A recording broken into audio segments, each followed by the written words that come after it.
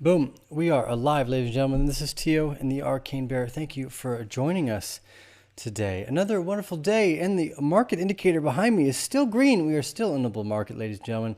Isn't that exciting? Give yourself a round of applause. You're here for one of the most exciting times in the market.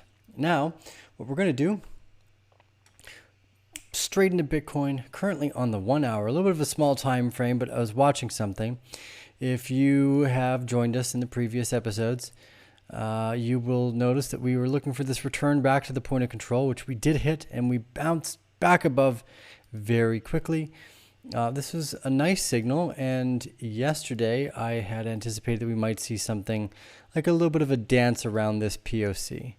Now, there's two big ideas here. Number one, we can't get either back above here, and we see a small head and shoulders and a breakdown into the spring, which is a very high level of potential as well. So this would be what the head and shoulders would look like.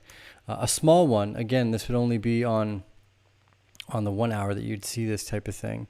So this is not like a big distributive mode. It would just be something like this, and that would bring us maybe down into that spring of around $40,000 for the middle of March date that we've been talking about so often. So when these moments start to come in, they become imperative to pay attention to.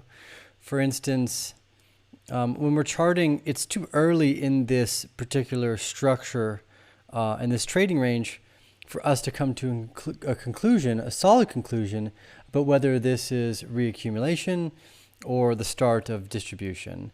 So because things are early, we don't actually try to make that assessment. We just go, hey, great. Here's the potential. And if things change, we'll address that as it happens. Because the spring is kind of the finalization of the change of character back into the trading range before we go up usually. But that's also where reaccumulation and distribution can be eerily similar and end up falling instead of obviously going up. Like we want to continue to this bull market. So I think first off, when we're studying to find things like this. Now, the other important part here too, and kind of factors, you could do the same thing on the opposite side. You could, well, this is actually the head and shoulders as well, and this is the bigger neckline. So this is often why we don't pattern trade either. We trade this Wyckoff stylization for multiple reasons, but number one, pattern trading is not extremely reliable because there are too many instances. Here, we're only looking for one final change of character after the trend markers set themselves. So this would be the inverse head and shoulders, something like this, to the upside of this box as well. So we don't use these patterns because they're not super reliable. But where we're headed, again, I think what's going to become the spring is likely this small little 1 hour inverse or regular head and shoulders. We break down, we touch the spring, and then we move into much higher results. Now, in the rest of the market, in Ethereum, we could see a fairly strong, we should see a fairly strong indicator of strength here for Ethereum, hopefully. Again, I was a little worried about this primary shakeout that we had seen, although it hasn't shaken my confidence in the bull market. This was the first time that Ethereum produced this much higher percentage downside spread with very little supply coming into the market. So that was a little tricky to deal with, at least in terms of my mental outlook. There are other competitors I guess stepping up and trying to anticipate what that looks like. I've never been one able to tell the future or to predict it. So we've gotten good at kind of playing that unknowingness as a venture capital play. But that also means we have to accept the willingness to see a large downside if we get it wrong, which is generally nothing in the venture capital world. Like, where'd you get stopped out? Well, when it went to zero. And Bitcoin was always an asymmetric play and basically venture capital up until maybe this start of this bull market. So it was something that none of us had, it was something a lot of us, had anticipated, is that this could be worth $1 million or it could be worth nothing in my portfolio. And that That mindset is really powerful, I think, especially when we get to the latter stages, which is recognizing we don't know the outcome. So we do make lots of small investments in multiple areas just to make sure we kind of have like a blanket approach to the venture style. Even with Link here, we saw a very quick bounce off of the support ranges so far, which is nice. We had, again, our first kind of automatic rally outside of the shakeout. And we've now closed above the POC for Link as well. So that means for both Bitcoin, Ethereum, and Link, strong closes above the POC, or your point of control.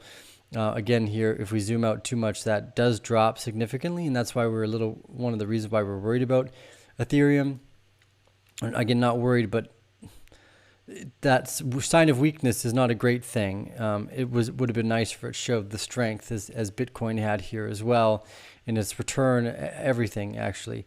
I think from the shakeout for Ethereum here, yeah, you're measuring around 20%, and that's what we had for Bitcoin too from the bottom of the secondary test, around 22 to 24% for these here. So we're going through, we're doing our daily breakdowns. Everything looks really nice and strong. The fact that we're closing right above this POC like we were looking for is a great indicator so far.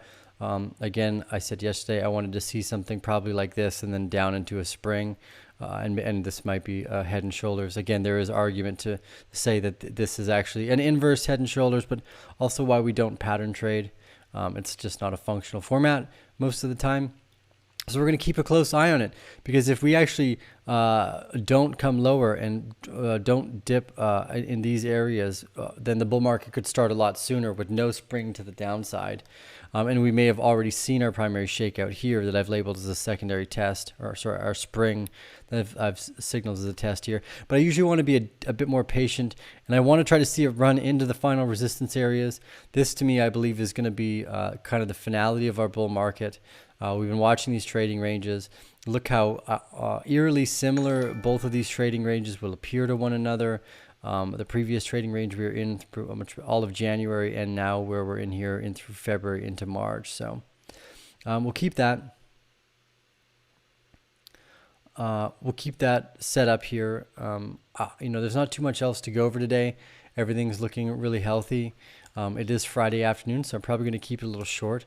I guess the focus on the finality of this is we are pretty easily going to go to probably $60,000 to $85,000 on this next move up. So for those of you that are new to the channel, you'll know that I love the Fibonacci retracement. I usually use it mostly when we're in the midst of a bull market. In this little area alone, our 1618 line brings us primarily to 68,000 here, and the top about around 84 and upwards of 100. So these are kind of these areas of support and resistance we're going to be watching: 60 to 80,000, 80 to 100,000, and a little bit higher than that, around 105,000 as well. So just a quick, easy stepping stone movement up into the $100,000 before this thing goes absolutely ballistic in my mind and gets way over-evaluated at one point or another. So yeah, pretty simple. Just waiting for the market to give us a little bit of a better signal.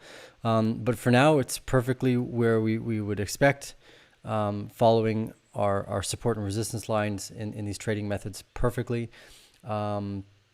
Yeah, we'll leave it at that. Sorry I was a little bit late. For some reason, the show says it booked at 2 p.m., and I swear I clicked 3 p.m. So if you guys were waiting online for that, I apologize. That was definitely my fault.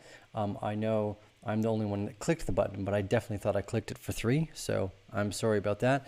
Give us a thumbs up if you liked today's episode. Everything is looking very healthy. I'm stoked. Everything's looking great in the portfolio so far. So keep doing your homework, keep doing your studies. Again, on a day-to-day basis, it's not always super exciting things happening in the market, but we are definitely seeing some strength above the point of control, and that means we could just move straight up and out of this box anytime. But keeping my keep my eyes on the market here and fresh. Some of you guys are asking about my hair, or if I'm doing okay. Oh yeah, no, this is great. My hair just always has its own kind of style. It depends like how I want. like how what I do with my hand before I sit down, basically. And so it looked like I hadn't given it the proper like Johnny Bravo, the proper Johnny Bravo move before I sat down. Anyways, stay with the Arcane Bear. We'll see you guys on the next episode, which is tomorrow. So be sure to subscribe. We will be doing an episode every day for the rest of the year. That's right. One live show a day. It's the goal here. So we'll see you guys again tomorrow. Bam.